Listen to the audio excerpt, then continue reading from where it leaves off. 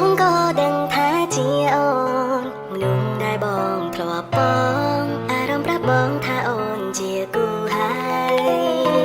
កាលភ្នែកដ៏មុតថ្លាចាំងពន្លឺស្នេហាសំដីវាចាក៏ស្រទន់ស្នេហ៍ស្នងស្នាមញញឹមអូនធ្វើឲ្យពេលដើរលឿនម្លែតាំងពីពេលដែលអូនចូលក្នុងជីវិតបងវត្តគ្មានរបស់ស្នួនធ្វើឲ្យជីវិតបងមានពន្លឺចាំងវាសនាបានកត់ចាយើងជាគូស្នេហាមិនអាចមានអ្វីមកខាត់ខាំងបាន